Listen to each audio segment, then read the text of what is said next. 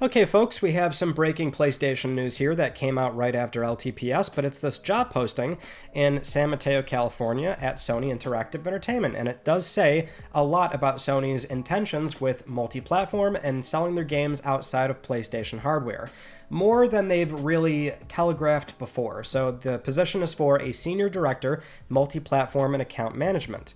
And it does say, and I quote here, "You will play a critical role in shaping and executing the global commercial strategy for PlayStation Studios software titles across all digital platforms beyond PlayStation hardware, including Steam, Epic Game Store, Xbox, Nintendo, and mobile. This role is accountable for optimizing title profitability, ensuring cross-functional alignment, and leading a high-performing team focused on multi-platform expansion, mid-range commercial planning, and platform partner management." And then towards key responsibilities, further down the list here, it does say direct and develop a team of senior managers across multi-platform strategy, account management, platform sales, and planning. Direct reports include director, multi-platform strategy and account management, senior manager, platform sales, Xbox and PC, manager, platform planning and performance, PC and Xbox. So PlayStation rarely mentions their competitors. They'll seldom do this outside of very specific cases, like let's say surveys being sent out to consumers where they have to obviously ask straight up, how do you feel about Switch 2, Xbox, whatever the case is, but they just rarely do this. This context, however, is a very specific role they're looking to fill for what is publishing outside of PlayStation platforms, and that's where this job posting has created a lot of discussion online because it's a very big band-aid pull that goes into a direction that Sony has been telegraphing for a while, but them outright naming Xbox and Nintendo is a very specific thing, right? But that is what's so not surprising about this. Not surprising in the sense that PlayStation has been very open about this for the past 5 or 6 years. Now, they're very conservative. That's the thing I always like to say here is that, every step that Microsoft was willing to take, for example, with the Xbox platform, it's not like Sony eventually got there themselves, but they're just much more careful about that. They're a little bit more competitive in the traditional console space, and they still are to a degree. That's the other bizarre thing, but not to go off the rails. It's just that, you can look back at the past 4 or 5 years, and we have the PC back catalog. Even a little bit prior to that, we had things like Helldivers 1 come out on PC. There was always a very experimental willingness. So it's the back catalog of PC titles, which still to this day are a 1-2 year gap from their console launches, but now also a willingness to license out their older IP from their treasure trove of legacy titles that are in the back catalog. So letting Bandai Namco handle a bunch of things that are being ported to Switch and PC. Lego Horizon Adventures coming out on Switch day one next to PS5 and PC, and also more recently Helldivers 2 on Xbox. That was the other big Band-Aid pull, is to see Sony willingly go off to Xbox and publish on Xbox as well, which was very telling. It's not like they went off and got 505 to do this. They are doing it themselves, right? And, it's always something where maybe we can mention, it's a live service game, and maybe that's why they're justifying it there. But this was part of what I was getting at before with how I didn't think that was likely, but I can see how it happens. And that, sure, Helldivers 2, there's an audience there. It's, an a la carte title that can still sell reasonably well on Xbox, another 10-15%. It's not necessarily going to impede on PlayStation console sales or exclusivity, or what exclusivity looks like to Sony nowadays. But that's why I wanted to definitely get into a conversation about this. Especially given that was what was always so specific about PlayStation, even up to nowadays. Modern exclusivity to PlayStation has still, for the most part, been not Xbox. It's a very deliberate way of doing exclusivity. That's why we always talk about, or at least I always bring up this point of, PlayStation 5 doesn't necessarily need true exclusivity anymore, where the game is strictly only on PlayStation 5.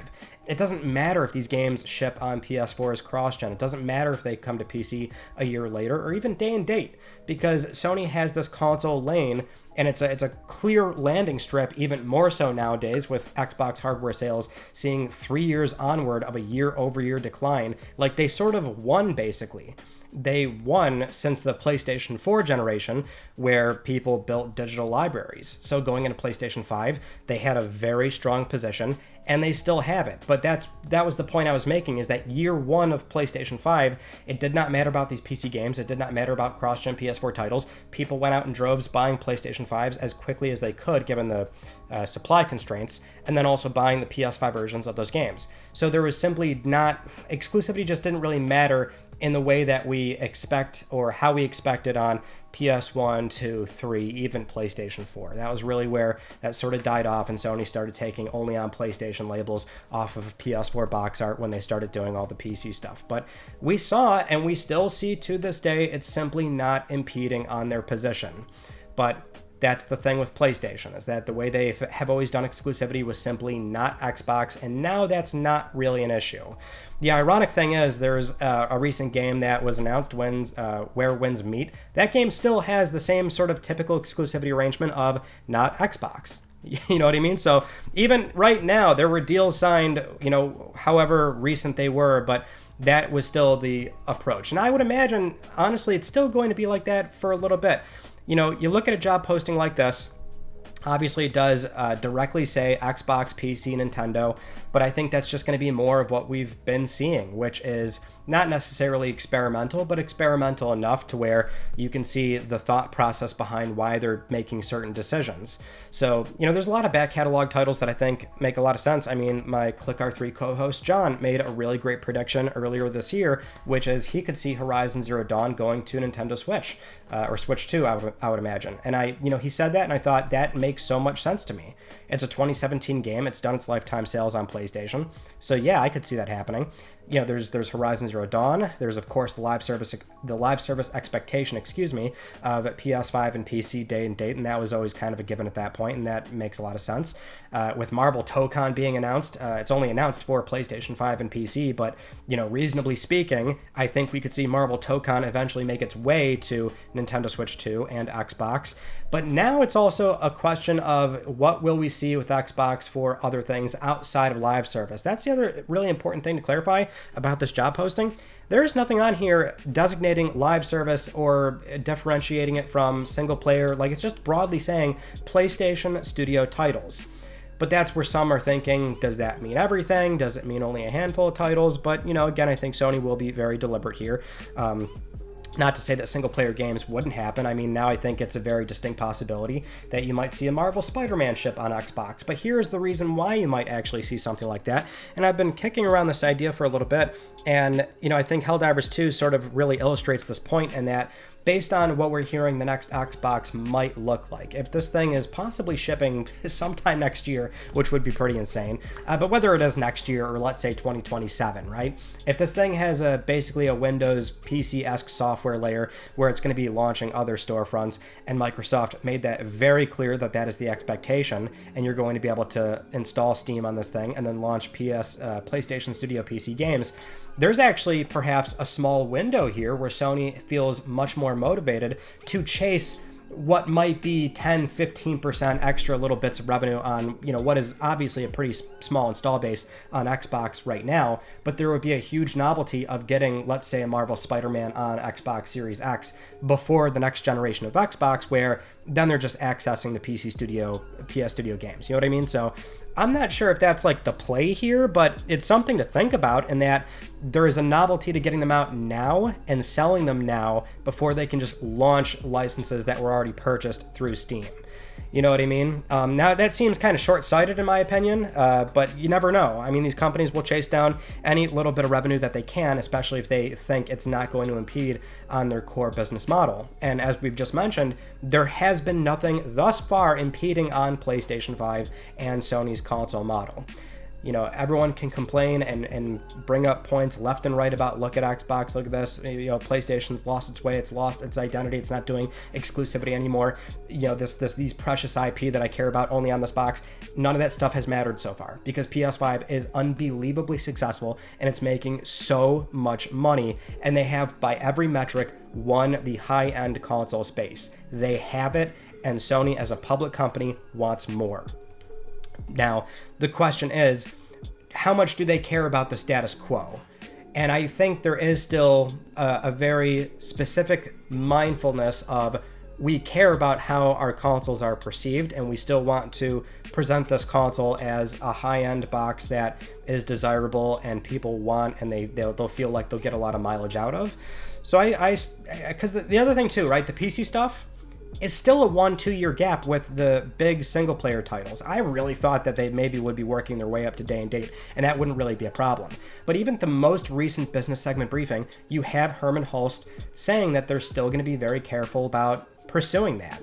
You know, you have to think if that's still the play for PC, it would probably be the play for Switch 2, Xbox, unless there's an example of live service or maybe a family-oriented game like Lego Horizon. I think they're definitely going to play around with all these different titles. It will be a case-by-case basis, and as they start to gain more telemetry and some sales data and understanding what may or may not harm the traditional console model, that will dictate the long-term plan. This is more of a midterm plan based on this job posting, but you have to think about it that way. The other last point I want to bring up here is that, you know, Sony's also very committed right now to building these properties up beyond console for entertainment-based experiences, you know, like theme parks and things like that. Obviously, PlayStation Productions is playing a very big role. They want these IP to be very global, and it's something that they're tracking very closely. And how do you build these IP up? Well, you don't necessarily want to lock them behind a console. So that's just the way it is nowadays. And I think what we might be seeing is still that PlayStation first-class experience on console. I mean, right now, I think everybody's enjoying Death Stranding 2 on the beach, only on PlayStation 5, but sure enough, yeah, it'll eventually go to other platforms, but that seems like Sony's play right now is having these boutique, beautiful AAA experiences that cost a ton of money, and that also should very much be said for this conversation.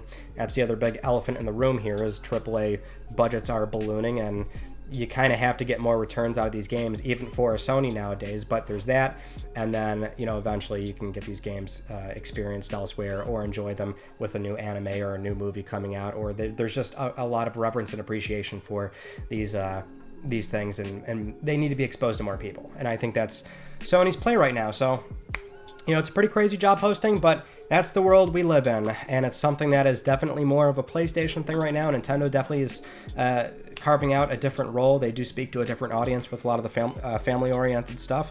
But even Nintendo, I mean, they're doing the same thing, actually, which is entertainment-based experiences, doing theme parks, and they're doing a lot of stuff on mobile nowadays.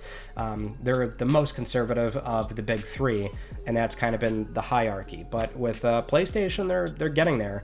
And, you know, it'll be fascinating going into PlayStation 6. There's no doubt about that. But anyway, thank you for joining me in this conversation. I'm sure there's going to be a lot of talk surrounding this one, but definitely wanted to cover up this breaking news story. So thank you all for watching, and I'll see you all in the next video.